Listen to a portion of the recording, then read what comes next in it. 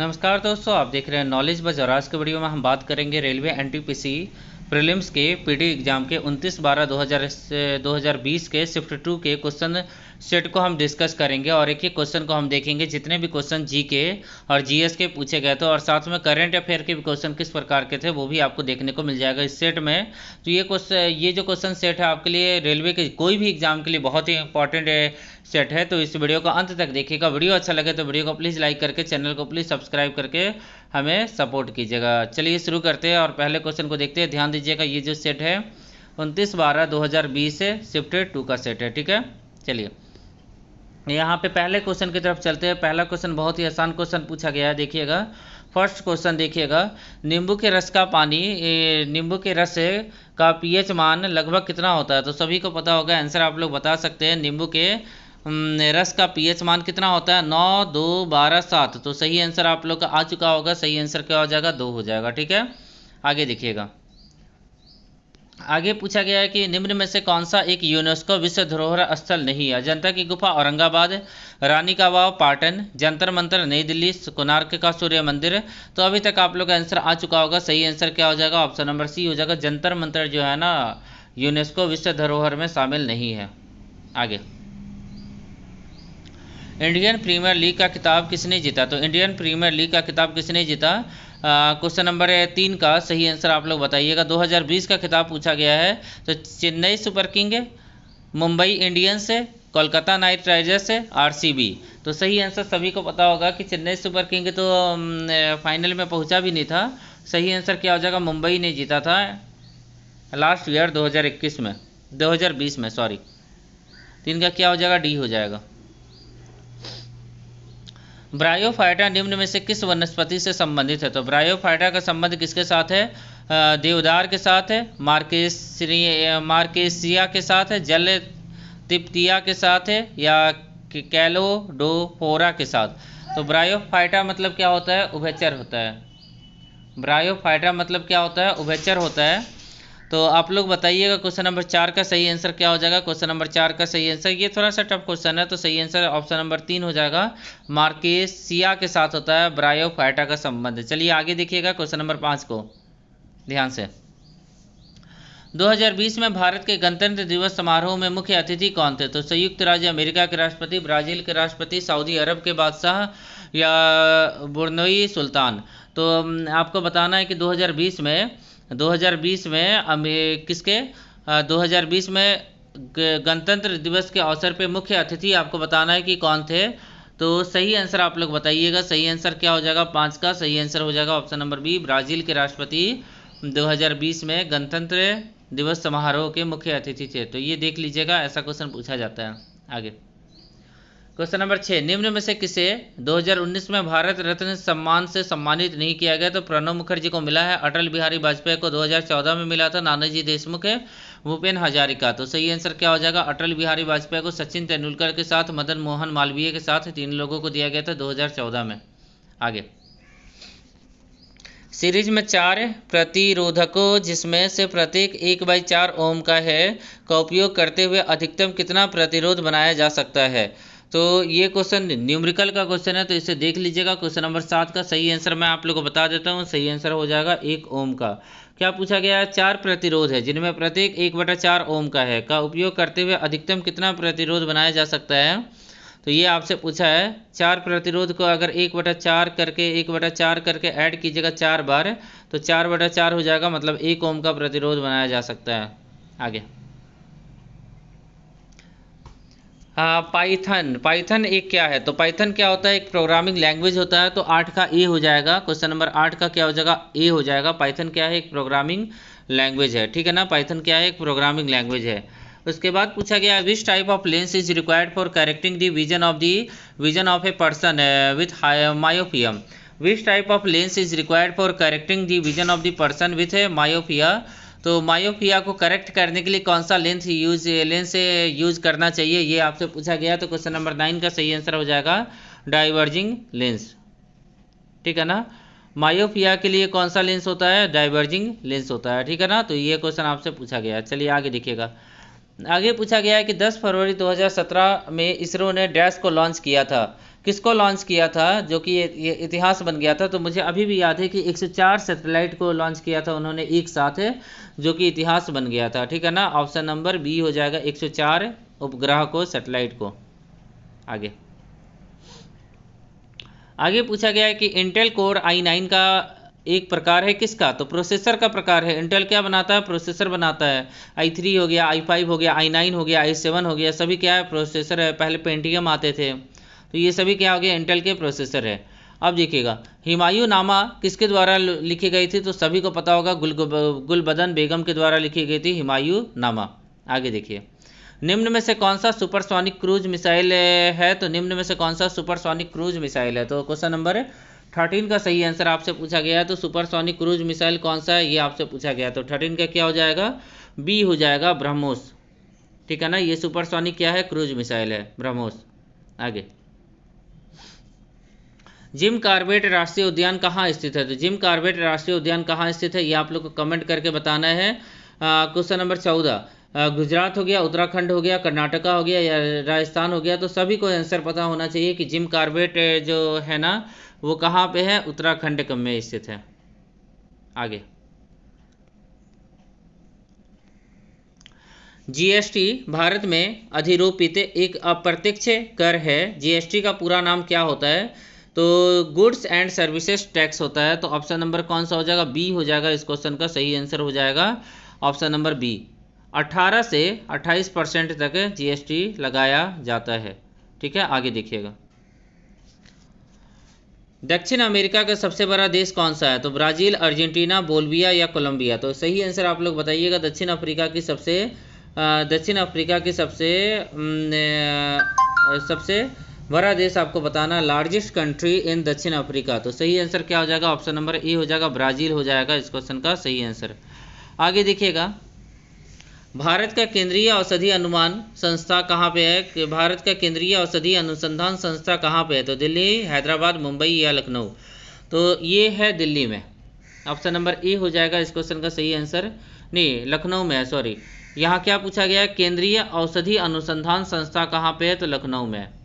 चलिए आगे देखिएगा, एक्ट्रेस क्या लिखा है, एंट्रिक्स है और कॉरपोरेशन लिमिटेड बेंगलुरु कहाँ पे है, तो इसका सही आंसर मैं सीधा बता देता हूँ, ऑप्शन नंबर बी हो जाएगा, इसरो की मार्केटिंग शाखा है ये। ठीक है ना, एंट्रिक्स कॉरपोरेशन लिमिटेड बेंगलुरु में कहाँ पे है, तो इसरो की मार्केटिंग शाखा है ये। चलिए आगे देखिएगा, 19, निम्न में से कौन सा स्थान यूरेनियम के खनन के लिए प्रसिद्ध है, तो सभी को आंसर पता होगा, Jadugoda, Jadugoda, option number C. आगे देखिए, संयुक्त राष्ट्र पर्यावरण कार्यक्रम विश्व पर्यावरण दिवस 2020 का आयोजन निम्न में से किस देश में किया गया, तो कोलंबिया, भारत, फ्रांस और जापान। तो क्वेश्चन नंबर 20 का सही आंसर क्या हो जाएगा, ऑप्शन नंबर ए हो जाएगा, मतलब कोलंबिया में संयुक्त राष्ट्र पर्यावरण कार्यक्रम विश्व पर्यावरण दिवस 2020 का आयोजन निम्न में से किस देश में किया गया, तो कोलंबिया में। आगे देखिएगा, अगला क्वेश्चन, भारत की सबसे लंबी राजमार्ग सुरंग कौन सी है, तो भारत की सबसे लंबी राजमार्ग सुरंग हो जाएगा, ऑप्शन नंबर यहाँ बताइएगा, सी हो जाएगा, अटल सुरंग हो जाएगा, पीर पंजाल, जम्मू कश्मीर में ये स्थित है। ठीक है ना, अटल सुरंग। आगे देखिएगा, निम्न में से कौन सी सऊदी अरब में गिरती है, क्वेश्चन नंबर 22, तापी, गोदावरी, महानदी और कृष्णा। इनमें से कौन सा सऊदी अरब में जाके गिरती है, तो सही आंसर आप लोगों को बताना है। तो 22 का ए हो जाएगा, 22 का क्या हो जाएगा, ए। तापी जो होती है ना, तापी नदी, वो सऊदी अरब में गिरती है जाके। ठीक है, आगे देखिएगा, यूनेस्को का मुख्यालय कहाँ पे है, तो यूनेस्को का मुख्यालय कहाँ पे है, तो ये आपको बताना है। क्वेश्चन नंबर 23 का सही आंसर बताइएगा। तो यूनेस्को कहाँ पे है, तो पेरिस में है, सभी को पता होगा यूनेस्को कहाँ पे है, तो पेरिस में है। आगे देखिए,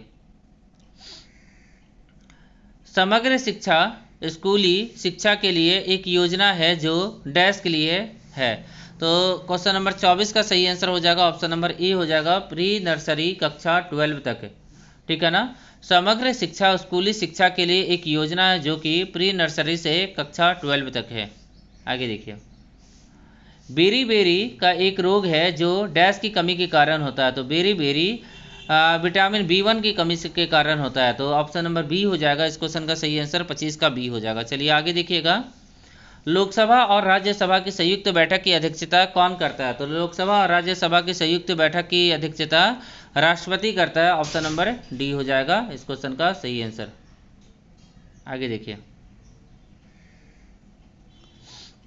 आगे है प्रसिद्ध यात्री इब्न बतूता डैश का मूल निवासी है। तो इब्न बतूता कहाँ का मूल निवासी है? ये मोरक्को का मूल निवासी है, ठीक है ना। लगभग 1300 में ये भारत आया था। मोरक्को का मूल निवासी है इब्न बतूता, ठीक है। क्वेश्चन नंबर 27 ऑप्शन ए, निम्न मानव रोगों में से कौन सा रोग जीवाणु से होता है? जीवाणु से होता है कौन सा रोग? टाइफाइड, हेपेटाइटिस ए, पोलियो, खासरा। कौन सा रोग जीवाणु से होता है? तो ऑप्शन नंबर ए हो जाएगा इस क्वेश्चन का सही आंसर। टाइफाइड जो होता है ये जीवाणु से होता है, ठीक है ना, जीवाणुओं से होता है। आगे, नवंबर 2020 के अनुसार भारत के उच्च न्यायालय की कुल संख्या कितनी है? तो नवंबर 2020 के अनुसार भारत के उच्च न्यायालय की संख्या ऑप्शन नंबर सी हो जाएगा, मतलब 25 है। 25 है भारत के उच्च न्यायालय की संख्या। नवंबर 2020 तक की जानकारी के अनुसार भारत में शिक्षा मंत्री कौन है? तो भारत में शिक्षा मंत्री कौन है? तो क्वेश्चन नंबर 30 का सही आंसर क्या हो जाएगा? डॉक्टर रमेश पोखरियाल निशंक। अभी चेंज हो गया है, ठीक है ना, ये 2020 का है। आगे, दिसंबर में एग्जाम हुआ था, नवंबर के करंट अफेयर पूछे गए, मतलब आपको जून से लेके दिसंबर तक के नवंबर करंट अफेयर अच्छे रखने होंगे अगर आपका एग्जाम दिसंबर में होता है तो। निम्न में से कौन सा देश सार्क का सदस्य नहीं है? तो कौन सा देश सार्क का सदस्य नहीं है? तो क्वेश्चन नंबर 31 का सही आंसर हो जाएगा ऑप्शन नंबर डी हो जाएगा। ये सार्क का सदस्य नहीं है, नहीं सार्क का सदस्य है ये पूछा गया। तो सार्क का सदस्य अफगानिस्तान है, और यहाँ पे मॉरिशस नहीं है, चीन भी नहीं है शायद। देख लीजिएगा, क्वेश्चन नंबर 13 का सही आंसर इन्होंने बताया एसके झा ने, अफगानिस्तान। आगे देखिएगा 31 का 32 देखिएगा, 8 नवंबर 2016 को विमुद्रीकरण की घोषणा के साथ भारतीय रिजर्व बैंक के गवर्नर कौन थे? तो उस समय भारतीय रिजर्व बैंक के गवर्नर कौन थे? तो आपको बताना है कमेंट करके। तो 32 का सही आंसर आप लोग सभी को पता होगा, उर्जित पटेल थे, क्योंकि रघुराम राजन ने इस्तीफा दे दिया था कुछ दिन पहले। आगे देखिए, भारतीय संविधान के जनक के रूप में किसे जाना जाता है? तो doctor Bhimrao Ambedkar, doctor Rajendra Prasad, doctor M.K. Munshi, doctor सच्चिदानंद स्वामी सिन्हा। तो सही आंसर आप लोग सभी को पता होगा, अगर आपने सिविक्स अच्छे से देखा होगा तो डॉक्टर भीमराव अंबेडकर भारतीय संविधान के जनक के रूप में जाना जाता है। आगे, जातक कथाएं किससे संबंधित है? तो जातक कथाएं आप लोगों को पता होगा सिख धर्म, बौद्ध धर्म, जैन धर्म या हिंदू धर्म। तो जातक कथाएं बौद्ध धर्म से संबंधित है, जिसमें बुद्ध भगवान के पूर्ण जन्म के पिछले जन्म के बारे में बताया गया है। आगे, कावेरी जल विवाद किसके बीच में है? कौन से राज्य के बीच में है कावेरी जल विवाद? ये आपको बताना है। तो सही आंसर हो जाएगा कर्नाटका और तमिलनाडु के बीच में है कावेरी जल विवाद, और इसमें केरल को भी ऐड कर लीजिएगा अगर ऑप्शन में दिया हुआ है तो। आगे, महात्मा गांधी ने डैश में भारतीय राष्ट्रीय कांग्रेस की सेशन की अध्यक्षता की थी? तो बेलगाम में 1924 में। ऑप्शन नंबर ए बेलगाम 1924। आगे देखिएगा, गीत गोविंद किसने लिखी है? तो गीत गोविंद आप लोग सभी को पता है कि जयदेव ने लिखी है गीत गोविंद। बहुत ही अच्छा क्वेश्चन है। आगे देखिएगा अगला क्वेश्चन, आस्की अंग्रेजी वर्णमाला में ASCII का फुल फॉर्म आपसे पूछा गया है। तो अमेरिकन होता है, ए से अमेरिकन होता है, स्टैंडर्ड कोड इन्फॉर्मेशन इंटरचेंज होना चाहिए, अमेरिकन होगा, सिक्योर कोड नहीं होगा। मुझे लगता है कि ऑप्शन नंबर बी होगा, देख लेते हैं सही आंसर क्या है। 38 का बी है, American standard code for information interchange. आगे,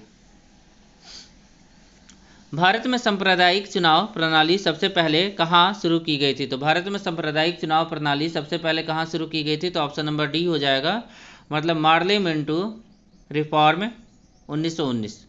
आगे देखिए, कैबिनेट मिशन वर्ष डैश में आया था? तो कैबिनेट मिशन कब आया था? ऑप्शन नंबर ई हो जाएगा, 1946 में कैबिनेट मिशन आया था। तो जितने भी इंपॉर्टेंट क्वेश्चन थे दोस्तों 29/12/2020 के सभी हमने देख लिया।